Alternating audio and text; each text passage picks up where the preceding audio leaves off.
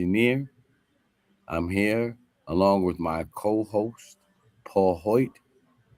Together we come every week looking at your commonly accepted beliefs that turn into your unconscious bias reflexes.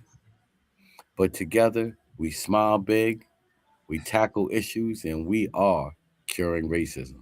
Paul, how are you, my brother? I'm doing great to do. I'm not sure that I can smile as big as you, but I'm going to give it a shot every single day. It's hard Yes, sir. hard to follow in the footsteps of the happiness engineer, but Ah, but I'm doing my best. And I'm ah, excited to chat about what we're going to chat about today. You and I chat just a little bit every Monday about our subject. And on Monday we had an interesting conversation about how do you accomplish assimilation? How do you accomplish assimilating into a new environment while retaining your ethnic identity and retaining all of the advantages and the wonderfulness that comes from a particular culture? How do people in Harlem in that environment keep their music and keep their song and keep their language and keep all of their clothing and their attire and relish that and embrace that because of so how beautiful and wonderful it is, and at the same time assimilate into different societies. So that's a big challenge, and a big challenge here, if I think for all of us, wherever we are, is how do we embrace and keep sacred our ethnic heritage and the culture in which we were raised, and at the same time assimilate enough to where we're not frightening or scary to, and get able to get along with and cooperate and collaborate with people who have a different ethnic heritage. yes, that is so important to be able to see the beauty in us all, right? I am someone who can say that I don't know if assimilation and the way that it happened was all bad, but I can't say it was all good, right?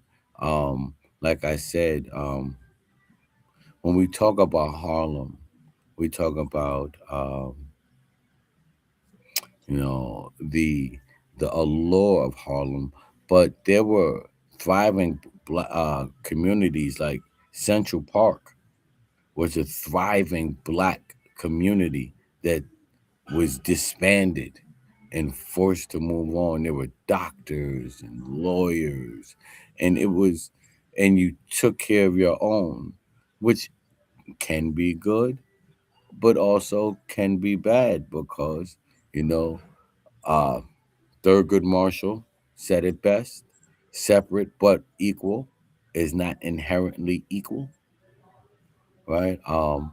Being the first black male to go to my high school, you know, I understand what it is to be like one of those little kids in Arkansas, right? Where you're looked at strangely, right? People just want to touch your hair, Wow. right? You know, they want, they want to do little things that they don't seem to think is offensive or hurtful, but because you are different, right? It makes them curious. So assimilation without protection, right, becomes uh, what Darwin would say survival of the fittest, right? And I think that's why we deal with the racial tension that we deal with because we're forcing people sometimes to assimilate that haven't had the opportunity to even rationalize or negotiate that in their own minds and hearts. Yeah. And the more you say the word assimilation and I say the word assimilation, But more frankly, I become a little uncomfortable with that Hmm. because assimilation to me kind of implies that you go into a new group and essentially you are not different from anyone else into the group. You are seen as being a part of that group. Integration sounds a lot more acceptable to me. To integrate means that we're like, you know, salt and pepper. We're in the same soup here, but we're still very different from each other. We just have agreed to collaborate, cooperate, to get along, to negotiate, to treat each other like family, even though that you're brown and I'm white and somebody else is whatever other color they are.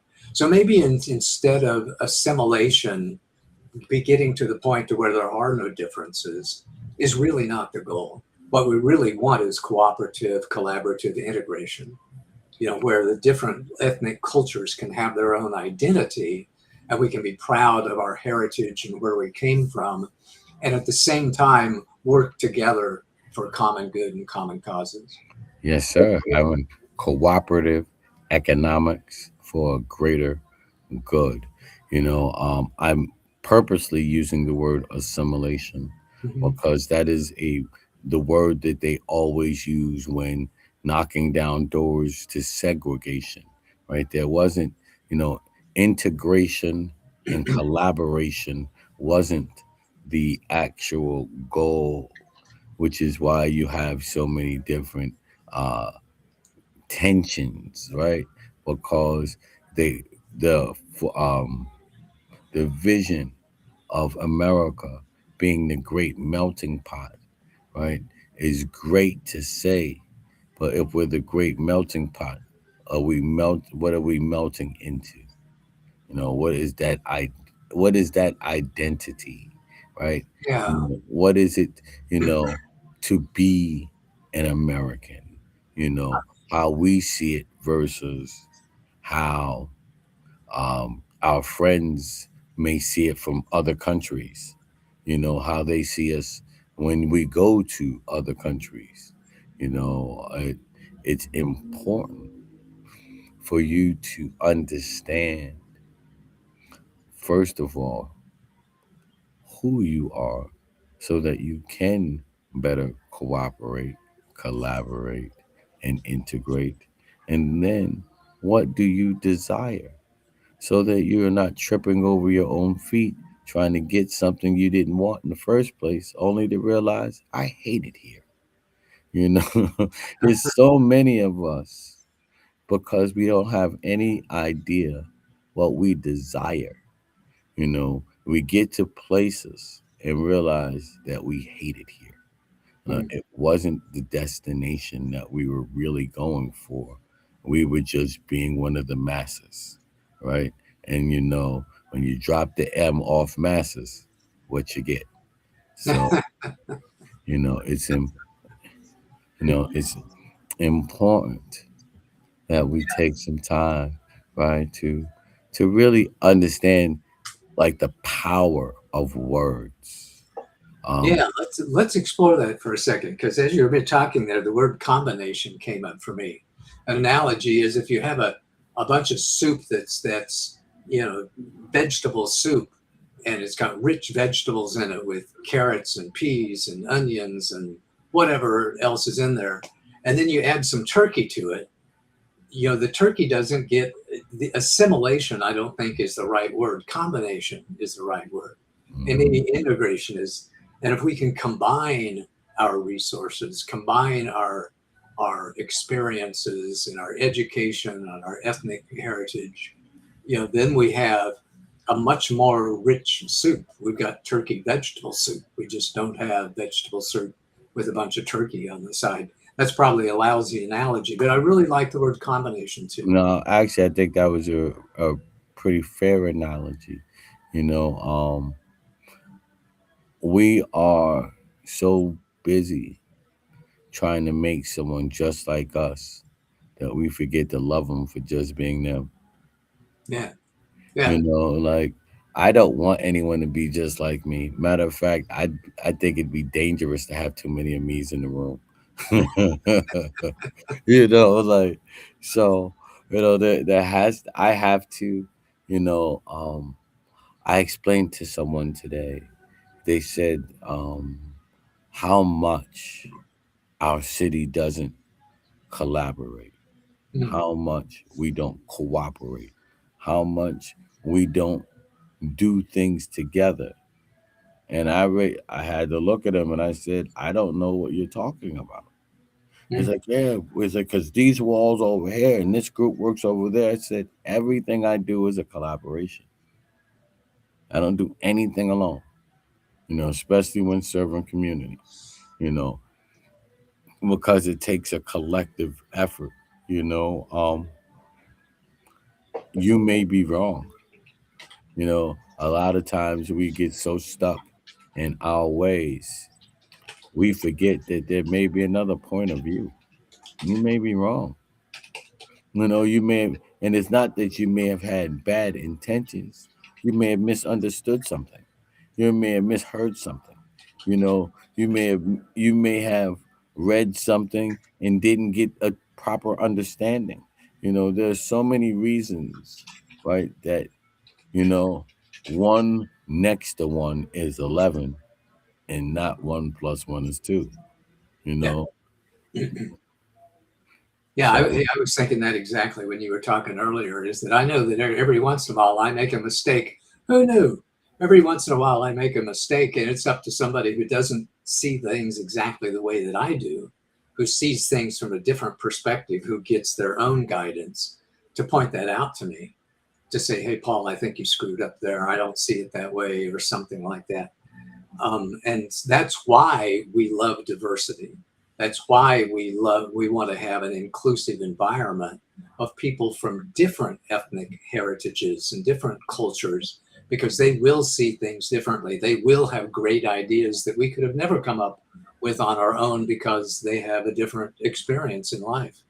We've had a lot of interesting words today: collective effort, combination, collaboration, cooperation, integration, and assimilation. Are all words that talk about this melting pot that we have here in the United States, of all kinds of different accents and languages and mindsets and racial identities and sexual identities, etc. All of those things, all of those things that come together that make America the melting pot of what it is. I think one of the things that we can do, and one of the things that would be empowering, especially in America, is to stop calling it a melting pot. You It's know, to stop. What was that? Stop calling it the melting pot. You don't, because in the melting pot, you lose, when things melt together, it loses its identity. It becomes whatever this unique new flavor may be, right? It's no longer chicken gumbo, right? It's whatever melted together, and that may not taste as good. You know, you think about, not everything's supposed to be grilled, like, right? Grilled cheese, may taste good to some, but it may not taste as good to others. So knowing that we all are unique, I think it. I would compare America more like a good tossed salad. A tossed salad or a gumbo? I Yeah, really like that. I love what you just said about, let's not think about America as a melting pot where everything comes together and you can't tell any differences. Let's think about it as a tossed salad or a gumbo. I kind of like gumbo because it's yeah, I like gumbo too. It allows you to not ignore that I'm different, right? But to allow my difference to enhance the flavor, yeah, yeah. Now right? you're making me hungry, man. Yeah, because Yeah, I, you're making me. But I'm oh, thinking about good you know, seafood. my skinny fat self, can always think about food, so that don't let me stop you from getting hungry, but seriously, when we really break it down, and look back on it. Right, our problem isn't, and the big racial problem in America is the way it's being taught to us since children.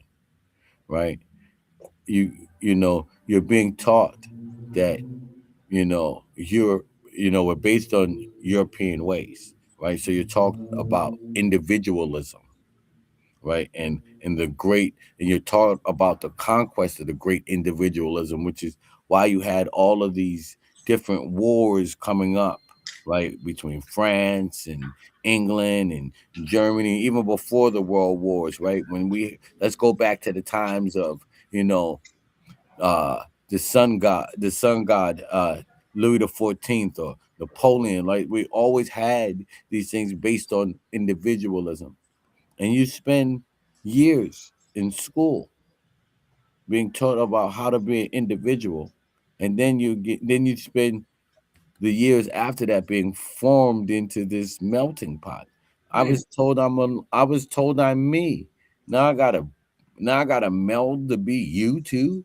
Like, you know, I thank God, you know, that I was always forced to be an oddball, so I could never fit in.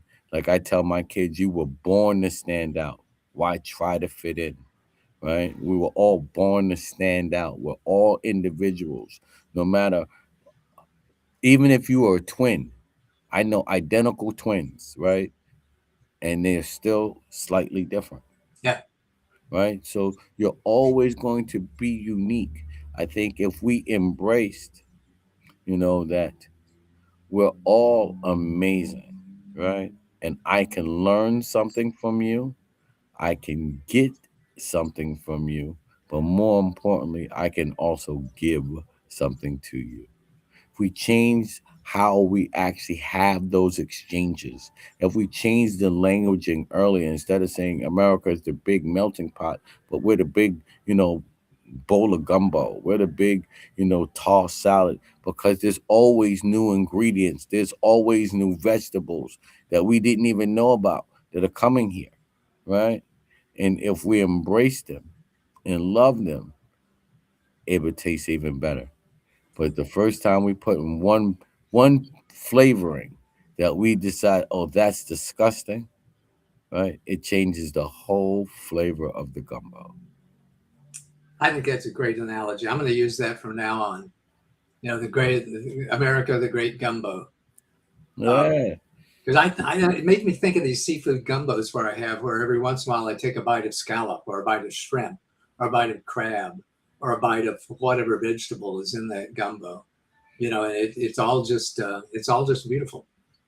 Yes. And like I said, it went back. It really made me think about this after our conversation. Growing up in New York in the 1980s and 90s, um, late 70s as well when I was born, but I wouldn't remember really the 70s. I remember the 80s and 90s. So growing up, in New York during that time, we still had our communities. Like I said, there was little Polish land, there was Little Italy, there was Chinatown, there was Harlem, and it wasn't bad that there were, because we still wound up going to the same schools in most times, like you still wound up mixing in schools, but you would go back to your neighborhood, right? And in your neighborhood, you can be a star, like the the little the little Polish kid, can be a star, amongst all the other little Polish kids, and then he can come back and meet his black friend, and learn something new, Hmm. but you got the opportunity, right, to find an identity, and then you also got the opportunity to interact with other identities, you know it's and that I thought that was an amazing experience. Like, you'll find that Latinos that grew up in New York tend to use the N-word, Hmm. right? Not in a derogatory manner, but They've been, they've been niggas their whole life too, right? So that's my nigga, you know. And it's funny because when you go outside of New York, those same people that use that same terminology will now be seen racist, but that's all they've ever known. You know, that's all they've ever seen. We don't separate, you know, that way, except for when we are just trying to be mean, you know, under the guise and the guidance of what our neighborhoods are. We are all one. We're all starving. We're all going through the situations.